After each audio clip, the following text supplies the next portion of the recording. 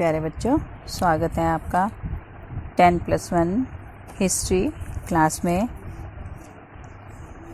आपको इस क्लास में लगने वाली पुस्तक का नाम बताती हूँ मैं। हमें जो +1 में किताब पढ़नी है उसका नाम है थीम्स इन वर्ल्ड हिस्ट्री। ठीक है, क्या नाम है? Themes in world history. इस बुक में हमें 11 चैप्टर दिए गए हैं जिनका हमने अध्ययन करना है। पहला चैप्टर है आपका समय की शुरुआत से। समय की शुरुआत मतलब मानव की उत्पत्ति से। इस पृथ्वी पर मानव की उत्पत्ति कब और कैसे हुई, उससे हम इसकी शुरुआत करेंगे। और उसके बाद हमारा जो लास्ट चैप्टर है 11वां, उसमें आधुनिकीकरण के रास्ते कि किस प्रकार से मानव ने धीरे धीरे विकास किया, तकनीकी विकास किया, और फिर उसके बाद मानव कैसे आज जैसे हम जीवन जी रहे हैं उस रास्ते पर मानव कैसे पहुंचा। मतलब समय की शुरुआत से लेकर आधुनिकीकरण के रास्ते तक का जो सफ़र हमने तय किया है वो इन 11 चैप्टर्स में हमने पढ़ना है। ठीक है, ये हमारी किताब लगी है और इसमें आपका जो प्रश्न पत्र जिस प्रकार का आता है वो मैं आपको बता दूं कि किस प्रकार का आता है। इसमें 85 नंबर का आपका प्रश्न पत्र होता है जिसमें 10 क्वेश्चन आपके होते हैं 2 नंबर के, 10 क्वेश्चन होते हैं आपके 2.5 नंबर के, और 5 क्वेश्चन होते हैं आपके 3 नंबर के, 3 क्वेश्चन होते हैं 4 नंबर के, एक क्वेश्चन आपका 5 नंबर का, और एक मैप या मानचित्र का प्रश्न होता है आपका 8 नंबर का। तो इस तरह से आपका 85 मार्क्स का प्रश्न पत्र आता है जिसको आपको सॉल्व करना होता है। ठीक है, अब हमारी जो ये बुक है थीम्स इन वर्ल्ड हिस्ट्री, इसका जो पहला चैप्टर है समय की शुरुआत से, उसके बारे में मैं आपको बताती हूँ। इस चैप्टर में हमने मानव प्राणियों की उत्पत्ति के बारे में पढ़ना है। ठीक है, मानव प्राणियों की उत्पत्ति कब और कैसे हुई ये एक बहुत ही लंबी कहानी है। लंबी भी है और साथ में बहुत ही गहरी भी है। इसके बारे में हमने पूरा अध्ययन करना है इस अध्याय में। मानव का विकास अनेक चरणों में हुआ। आज हम जिस स्थिति में हैं, जो हमारा रूप है, जिस प्रकार से हम काम कर रहे हैं, जिस प्रकार से हम रह रहे हैं, हम अपना जीवन व्यतीत कर रहे हैं, उसके लिए मनुष्य को एक बहुत ही लंबी प्रक्रिया में से गुजरना पड़ा है। ठीक है, तो सबसे पहले हम पढ़ेंगे प्राइमेट। क्या नाम है? प्राइमेट। प्राइमेट स्तनपायी प्राणियों का एक विशाल समूह था जिसके अधीन एक उप समूह था। ठीक है, प्राइमेट कौन थे? जो स्तनपायी प्राणियों का विशाल समूह था उसके अधीन एक उपसमूह, छोटा जो समूह होता है वो था। इसमें कौन कौन सम्मिलित थे? इसमें बंदर, पूंछहीन बंदर और मानव शामिल थे। ये वो मानव थे जिनके शरीर पर बाल होते थे और इनका बच्चा जन्म लेने से पहले काफ़ी समय तक अपनी माता के गर्भ में पलता था। इनके दांत अलग अलग प्रकार के होते थे और ये प्राणी 360 से 240 लाख वर्ष पूर्व अफ्रीका और एशिया में पाए जाते थे। आगे समझ कि जो इस उपसमूह में मानव थे वो कौन कौन थे? बंदर, पूंछहीन बंदर और मानव, जिनके शरीर पर बाल भी होते थे। इनका बच्चा जन्म लेने से पहले काफ़ी समय तक अपनी माता के गर्भ में होता था। इनके दांत अलग अलग प्रकार के होते थे और ये 360 से 240 लाख वर्ष पूर्व अफ्रीका और एशिया में पाए गए थे। ठीक है, फिर दूसरे आते हैं होमिनॉइड। कौन? होमिनॉइड। होमिनॉइड 240 लाख वर्ष पूर्व अस्तित्व में आए थे। ये भी प्राइमेट श्रेणी का एक उपसमूह था। इसमें पूंछहीन बंदर शामिल थे जिनका मस्तिष्क का आकार छोटा होता था। इनमें सोचने की शक्ति कम थी। ये 4 पैर वाले थे लेकिन चलते समय चारों पैरों का प्रयोग करते थे। जैसे हम 2 हाथ और 2 पैर अलग अलग इस्तेमाल करते हैं, पैर चलने के लिए और हाथों का काम करने के लिए इस्तेमाल करते हैं, लेकिन उनका जो अगला हिस्सा था शरीर का, जो अगले पैर थे, मतलब जिनको हम हाथों के रूप में प्रयोग करते हैं, वो उनका हाथों के रूप में प्रयोग नहीं कर सकते थे क्योंकि उसमें बहुत ज़्यादा लचक होती थी, इतनी ज़्यादा शक्ति नहीं होती थी। इसलिए वो चारों पैर पर चलते थे और चौपाया उनको बोलते थे। वो सीधे खड़े होकर नहीं चल सकते थे। इनका शरीर बंदरों से काफ़ी बड़ा होता था और इनकी पूंछ भी नहीं होती थी। ठीक है, फिर उसके बाद है होमिनिड। होमिनिड मानव 56 लाख वर्ष पूर्व अस्तित्व में आए थे और ये होमिनॉइड उपसमूह से विकसित हुए थे। जो हमने अभी पहले पढ़ा है ना होमिनॉइड, उस उपसमूह से ही विकसित हुए थे ये। और ये जो इनका उद्भव स्थल माना जाता है, उद्भव स्थल मतलब कि इनकी उत्पत्ति कहाँ हुई थी, वो अफ्रीका माना जाता है। ठीक है, कि इनकी उत्पत्ति अफ्रीका में हुई थी। इनके जो हमें क्या कहते हैं वो मिले हैं साक्ष्य, वो हमें सबसे पहले अफ्रीका में मिले हैं। उसके बाद हमें पूर्वी अफ्रीका और अन्य अनेक स्थानों पर इनके पाए गए हैं। ठीक है, ये 56 लाख वर्ष पुराने हैं। होमिनॉइड नामक परिवार से संबंधित है। क्या मतलब? जो होमिनिड समूह है वो होमिनॉइड परिवार का ही एक हिस्सा है। इस परिवार के सभी रूपों के मानव सम्मिलित हैं। मतलब इस परिवार में होमिनिड जो हैं उसमें सभी परिवार के रूपों के मानव सम्मिलित हैं। इस समूह की प्रमुख विशेषताएं क्या हैं? जैसे इनके मस्तिष्क का आकार बड़ा होता था। मस्तिष्क दिमाग जो होता है उसका आकार बड़ा होता था। ये सीधे भी खड़े हो सकते थे और 2 पैरों के ऊपर भी चल सकते थे। इनके हाथ विशेष प्रकार के होते थे जिनसे ये औजार बना सकते थे और उन औजारों का प्रयोग भी कर सकते थे। ठीक है, फिर ये जो होमिनिड है ये आगे अनेक शाखाओं में विभाजित हो गए, जिनमें से ऑस्ट्रेलोपिथिक्स और होमो प्रमुख हैं। ठीक है, अब हम ऑस्ट्रेलोपिथिक्स के बारे में पढ़ेंगे। ऑस्ट्रेलोपिथिक्स लातीनी और यूनानी भाषा के मेल से बना है। ठीक है, ऑस्ट्रेलोपिथिक्स जो शब्द है ये 2 शब्दों का मेल है, आधा लातीनी भाषा का और आधा यूनानी भाषा का शब्द बनता है। ऑस्ट्रेलो में से ऑस्ट्रल जो है वो लातीनी भाषा का शब्द है, इसका अभिप्राय है दक्षिणी, और पिथिक्स जो है वो यूनानी भाषा का शब्द है जिससे अभिप्राय है बंदर। ठीक है, तो ऑस्ट्रल और पिथिक्स मिलकर क्या बन गया? ऑस्ट्रेलोपिथिक्स। और दक्षिण और बंदर मिलकर क्या बन गया? दक्षिणी बंदर। तो ऑस्ट्रेलोपिथिक्स का जो अर्थ है वो है दक्षिणी बंदर। अब ऑस्ट्रेलोपिथिक्स को दक्षिणी बंदर क्यों कहा जाता था? क्योंकि इनके अधिकतर लक्षण जो थे वो वानरों जैसे थे और काफ़ी लंबे समय तक इनमें ये लक्षण बरकरार रहे, इसलिए इन्हें दक्षिणी बंदर के नाम से जाना जाता था।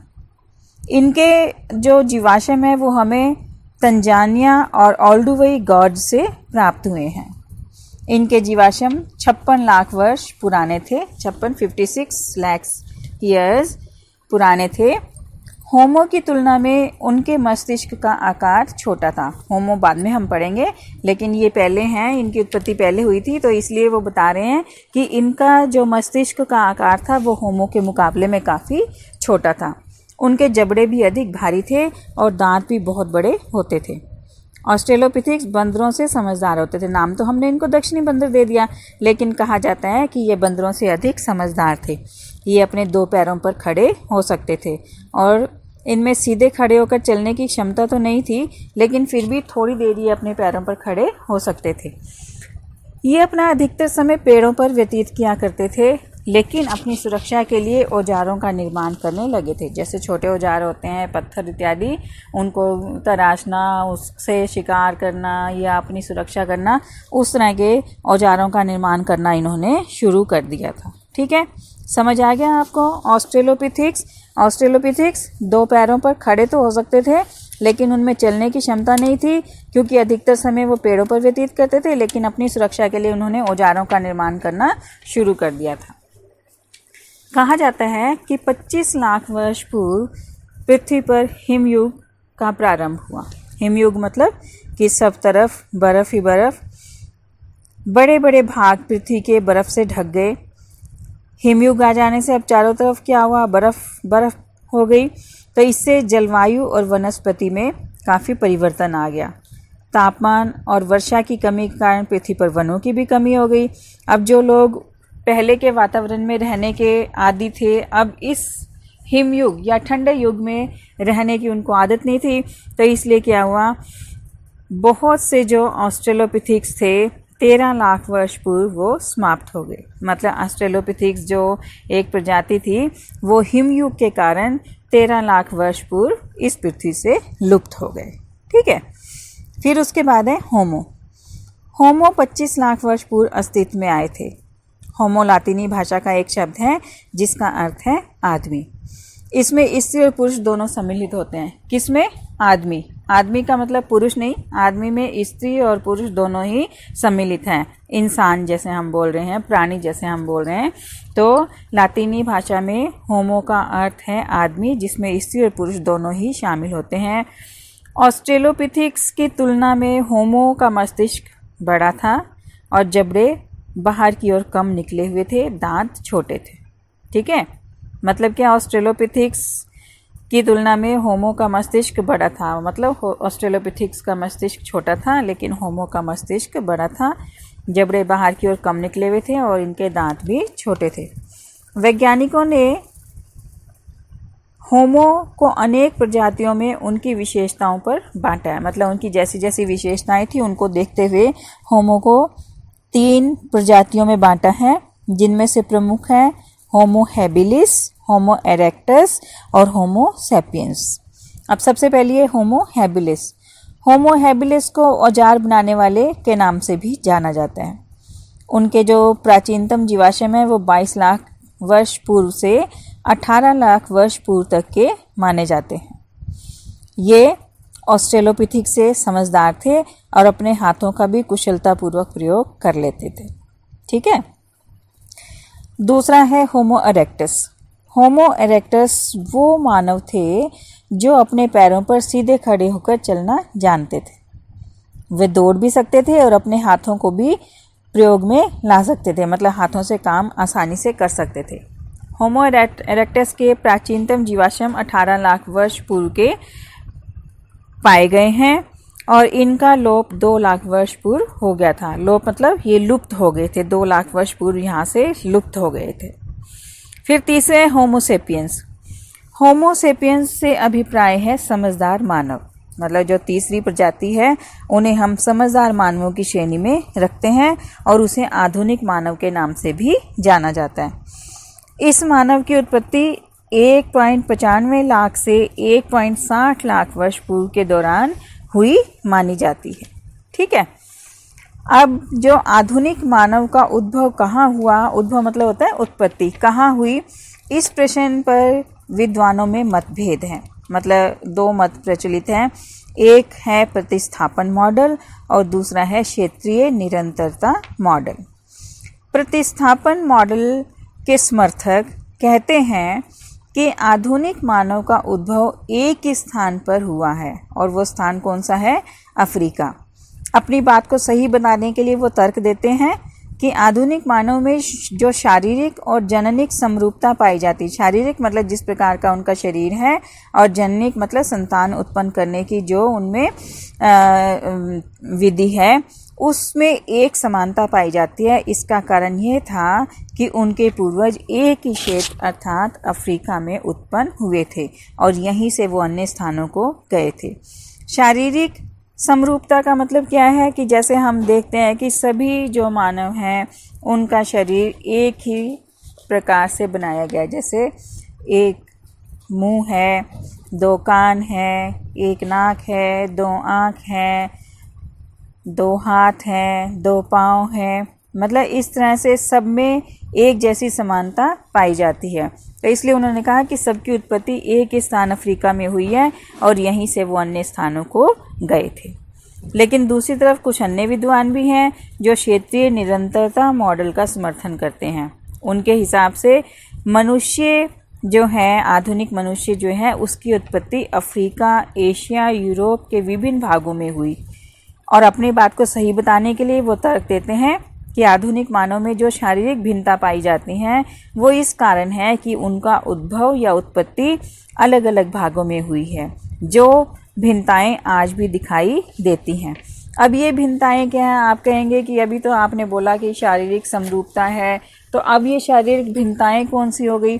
अब ये भिन्नताएं हैं, जैसे आप देखते हैं कि कोई काला है, कोई गोरा है, कोई लंबा है, कोई छोटा है, कोई मोटा है, कोई पतला है, किसी की आंखें बड़ी बड़ी हैं, किसी की आंखें छोटी छोटी हैं, किसी के बाल काले हैं, किसी के बाल घुंघराले हैं, किसी के लंबे हैं, किसी के छोटे हैं, किसी के ग्रे हैं, किसी के ब्राउन हैं। हमारी जो स्किन है या चमड़ी है उसके भी रंग विभिन्न है, कोई बहुत गोरा है, कोई बहुत काला है, कोई उनके बीच की स्थिति वाला है। तो ये सब क्या है, ये शारीरिक भिन्नताएं हैं हमारे शरीर में। अब ये जैसे हम जिस इलाके में रहते हैं, जिस क्षेत्र में रहते हैं, वहाँ की जो जलवायु है, वहाँ का जो वातावरण है, उसका प्रभाव पड़ता है। जैसे ठंडे इलाकों में रहने वाले जो हैं वो लोग बहुत गोरे होते हैं, गर्म इलाकों में रहने वाले लोग बहुत गोरे होते हैं। कुछ इलाके ऐसे हैं जहाँ के लोगों की आंखें बहुत बड़ी बड़ी होती हैं, कुछ इलाके ऐसे हैं जहाँ के लोगों की आंखें छोटी छोटी होती हैं।